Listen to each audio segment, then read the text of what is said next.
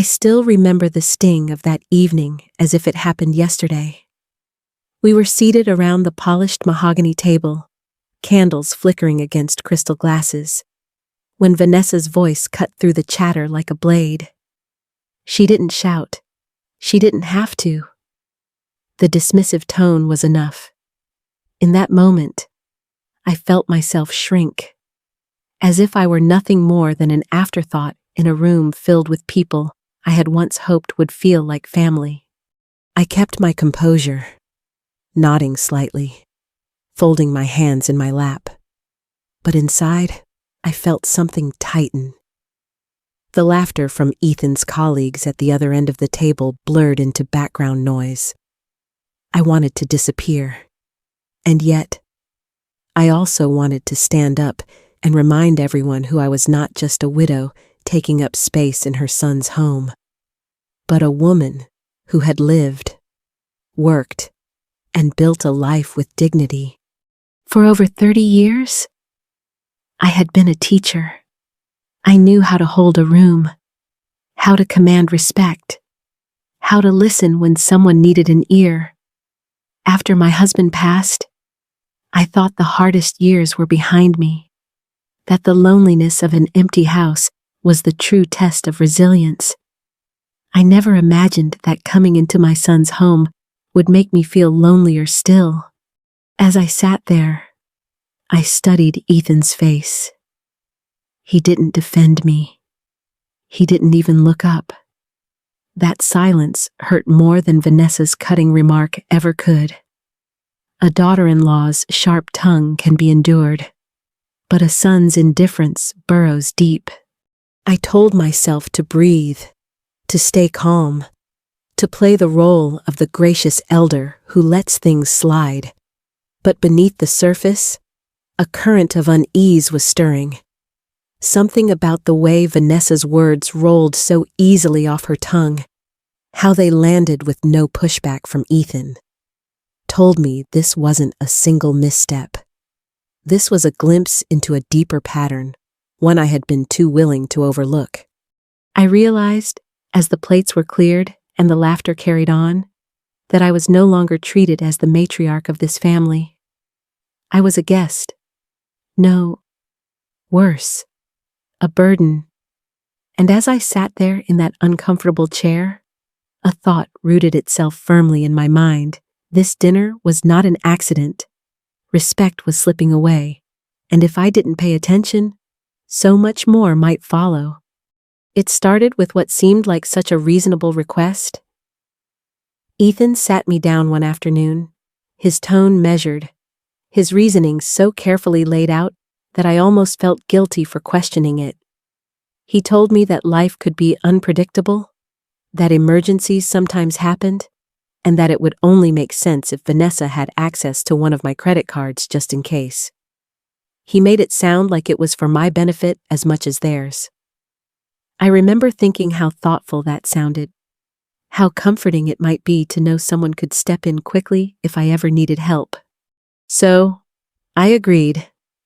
I told myself it was practical, even wise. After all, we were family, and family helps each other, don't they? At first, it seemed harmless enough. A few small charges appeared: school supplies for my grandson, a pair of shoes for him when his old ones wore out, groceries once or twice. These were things I might have happily bought myself.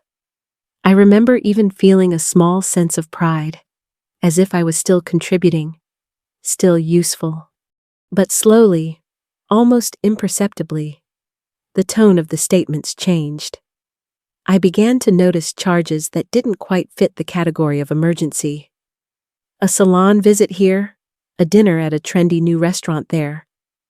At first, I convinced myself I must have misunderstood. Maybe it was for a special occasion. Maybe it was something I hadn't been told about yet. My instinct was to rationalize, to soften the sharp edges of doubt forming in my mind. Yet, as the weeks turned into months, the purchases grew bolder. Designer handbags, high-end spa treatments, weekends away that I was never invited to join. I told myself that maybe Vanessa needed these things, that maybe this was her way of coping with stress or making herself feel better. But deep down, I felt that creeping unease. The line between generosity and exploitation had begun to blur, and I wasn't sure anymore which side of it I was standing on. Each time I opened my credit card statement, my stomach tightened. The numbers didn't lie. My balance was climbing, not because of my own needs, but because of indulgences that I never agreed to. I found myself cutting back on small comforts I enjoyed passing on a new book, skipping a lunch out with a friend because I felt the pinch of those charges. And yet, I said nothing. I smiled politely when Vanessa thanked me offhandedly, her voice coated with politeness but empty of warmth. The hardest part was the quiet voice in the back of my mind asking why I allowed it, why I stayed silent. I think part of me didn't want to admit the truth that I was being taken advantage of by the very people I trusted most. That voice grew louder when I checked my savings one evening and realized just how quickly my cushion, my safety net for retirement, was shrinking. That night, I lay awake, staring at the ceiling, the weight of it pressing down on me. This wasn't about helping in an emergency anymore. This was about losing control of my own security. And for the first time, I began to wonder if this pattern of small concessions and growing silence was leading me towards something far more dangerous than a high credit card balance. It happened again. Only this time, it cut deeper than I expected. We were gathered for a family dinner, the kind of evening I used to cherish. I had spent the afternoon baking a pie from scratch, the way I always had when Ethan was a boy. I carried it to the table with quiet pride, hoping it might spark a memory in him, something warm and familiar. But before I could even set it down, Vanessa smirked and made a remark that turned the room cold. She compared my homemade pie to the glossy store-bought desserts she had arranged at the center of the table, making mine sound old-fashioned, even unnecessary. A ripple of laughter followed, light and careless, but it burned. I told myself to smile, to let it slide, but inside, something broke. What hurt most wasn't her words, it was Ethan's silence. He didn't defend me. He didn't remind her of how many nights I had baked pies when he was small, how I had poured my heart into every crust and filling. He just sat there, quietly chewing, his eyes fixed on his plate. That silence told me everything I needed to know. I realized in that moment that Vanessa's cruelty was not the true wound, it was my son's indifference. A daughter-in-law's sharp tongue is one thing, but a son's refusal to stand by his mother is something else entirely. I felt myself shrinking again, not from her words, but from the emptiness of his. After dinner, I retreated to my room with a polite excuse, but my heart was racing. I stared at my reflection in the mirror, the lines on my face etched by years of effort, sacrifice, and love. And I asked myself why I had allowed this pattern to continue, why I had stayed silent while respect slipped away, piece by piece. That night, lying awake, I made a decision. I could no longer pretend this was just about hurt feelings at a dinner table. I needed to know the truth about my finances, about what was really happening behind the scenes. If I was being used, if my trust was being drained along with my savings, then it was time I saw it clearly. I promised myself no more silence. The next step would be mine. That night, I waited until the house was quiet. I slipped on my reading glasses, sat down at the small desk by the window, and pulled out a stack of bank and credit card statements I had been too hesitant to examine closely before. My heart was pounding, as if I already knew what I was about to see, but still hoped I was wrong. The first page nearly made me gasp. Thousands of dollars gone in a single month. A luxury spa bill, designer clothing, a weekend getaway at a resort 2 hours away, one I had never been invited to. I turned each page with trembling hands, the numbers piling up like weights on my chest. Every new charge felt like a betrayal in ink. My savings, the money I had worked for, the security I depended on, was bleeding away through someone else's hands. As I kept going, the pattern became clearer. It wasn't just carelessness. It wasn't an occasional slip. It was systematic, deliberate, almost calculated.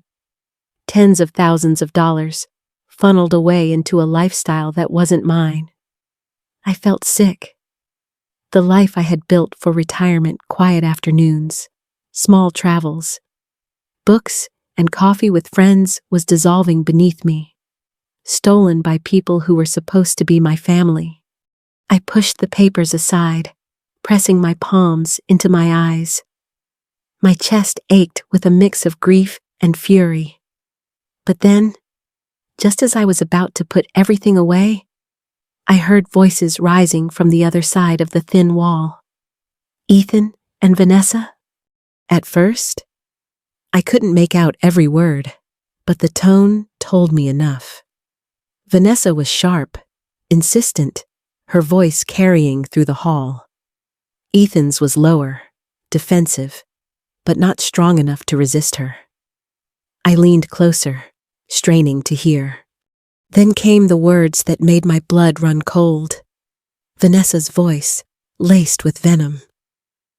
She won't live forever anyway. We need that money now. My breath caught in my throat. The papers on my desk blurred as tears filled my eyes. It wasn't just reckless spending. It wasn't even just greed. It was a plan to drain me, to control me, maybe even to wait until I was no longer here to fight back. I sat frozen in my chair, the reality settling over me like ice. This wasn't an accident. It wasn't carelessness or misunderstanding. It was a conspiracy quietly woven between my own son and his wife. And I, in my silence, had let it grow. When the voices faded and the house went still again, I stared at the dark window, my reflection staring back at me. For the first time, I saw not a helpless widow, but a woman standing at the edge of war she had never wanted. The truth was in front of me now, undeniable and terrifying. They weren't just using me. They were planning my erasure.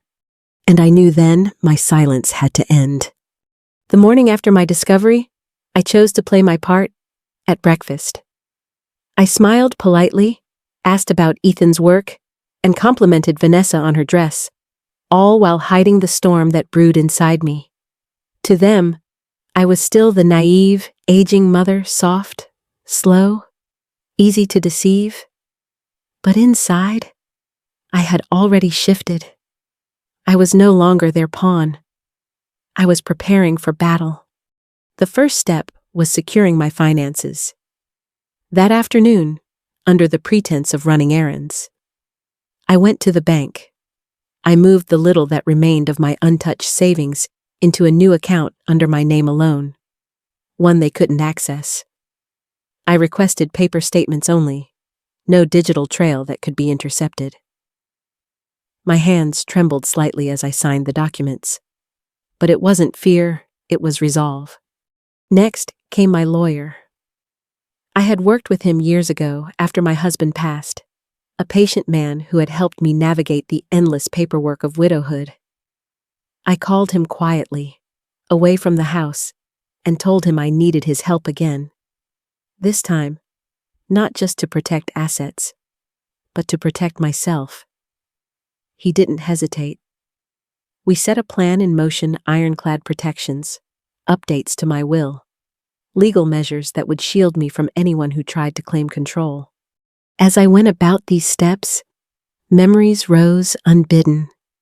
I thought of my years in the classroom, wrangling teenagers who tested every boundary. They thought they could outsmart me, but I always had a lesson plan ready, always 2 steps ahead. I remembered those first years after my husband's death, the loneliness that threatened to swallow me, the way I learned to survive with quiet strength. Those battles had forged me for this one. At home, I continued the act. I let Vanessa chatter about renovations she wanted for the house. I nodded when Ethan mentioned family financial planning. But inside, I was counting every word, every glance, waiting for the moment they revealed too much. By night, in the quiet of my room, I felt the weight of what I was hiding. Yet, there was a strange calm in knowing I wasn't powerless anymore. I was prepared. My defenses were in place. And now, it was only a matter of time. The evening felt rehearsed from the start. Ethan asked me to join him and Vanessa in the living room, their faces arranged in practiced calm. A folder sat neatly on the coffee table, too polished, too prepared. I knew immediately this was the moment they had been waiting for. Ethan began with a soft voice, explaining that they had been working on some estate planning. He spoke of convenience, of family unity, of how much smoother life would be if I just signed a few papers. His words were careful, dressed in concern, but underneath them, I heard the hunger. Vanessa chimed in with her usual charm, painting a picture of how much easier things would be for me, how she would take care of everything, how I could finally relax. She slid the documents across the table toward me as if she were offering me a gift. I looked at the papers, then back at them. My heart was steady, my hands calm. For once, I wasn't the one cornered. I told them I wouldn't be signing anything. I said it simply, almost gently, but the air in the room shifted instantly. Ethan blinked in surprise. Vanessa's smile froze. I leaned back, letting the silence stretch before I spoke again. I told them I knew about the charges, the thousands of dollars siphoned away under my name. I told them I had seen every statement, every receipt. Then I repeated the words I had overheard one night: Vanessa's sharp tone, Ethan's uneasy reply, the cruel suggestion that I wouldn't live forever anyway. The color drained from Vanessa's face. For a split second, she tried to recover, but the mask slipped. Her voice rose, brittle and sharp, as she accused me of being paranoid, ungrateful, selfish. And then, in her fury, she said too much, spitting out that I was standing in the way of their future, that the money was wasted in my hands, that she deserved it more. The words hung in the air like poison. Ethan sat rigid, his face pale. His silence spoke louder than any defense he could have made. I watched him struggle, torn between the woman he had chosen and the mother who had raised him. For the first time, I saw his shame. Vanessa, however, was past shame. Her anger filled the room, her voice echoing with greed and frustration. She revealed herself fully, without the sugarcoating, without the pretense of care. And I sat there, strangely calm, letting them unravel in front of me. The power they thought they held was gone. I was no longer their victim. When the storm of words finally ebbed, the room was thick with tension. Ethan avoided my eyes. Vanessa seethed, and I knew the fracture between us could never be repaired. But the moment of confrontation had come and passed. The truth was out, and there was no going back. The morning after that confrontation, I packed my bags.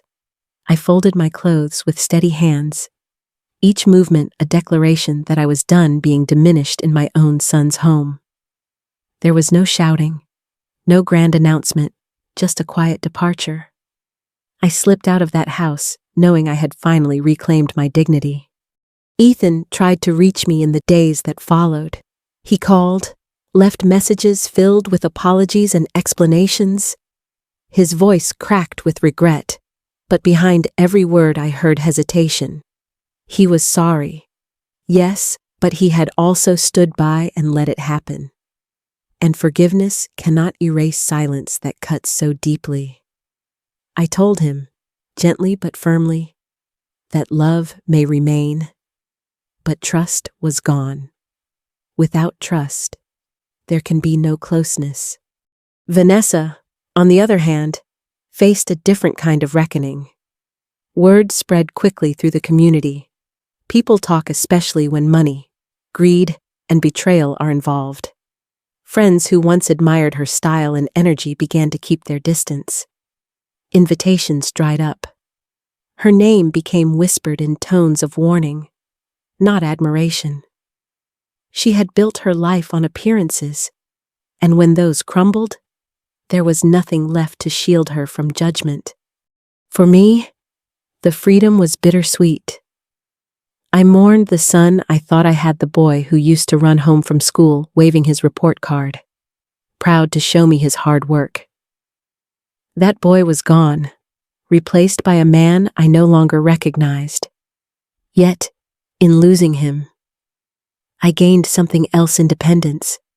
I rented a small cottage near the coast, a place where the sea air felt clean and forgiving. The mornings were quiet, filled with the sound of waves and gulls, not the sharp edge of criticism. I rediscovered the simple pleasures: reading in the sunlight, baking for myself, planting flowers that bloomed just for me. It was not the life I had imagined for my later years, but it was mine, and that alone made it beautiful. I carried both grief and strength with me, knowing that survival sometimes means walking away, even from the people you love most. The fallout had stripped me of illusions, but it had also given me freedom. When I look back on everything, I see more than just betrayal. I see survival. I see the way life forces us to grow even when it hurts, even when it means letting go of the people we thought would stand by us forever. Love and loyalty do not always come from the same place. Sometimes, the ones you give everything to are the first to take advantage of your silence. But I learned something important. Kindness is not weakness. Being gentle, being giving, does not mean you are meant to be used. And silence is not permission. When you allow disrespect to pass without a word, it doesn't protect peace, it feeds the fire. I had to learn that the hard way, sitting at dinner tables where my presence was mocked, watching my own son shrink into silence. Family is not always loyalty. Blood alone does not guarantee love, respect, or protection.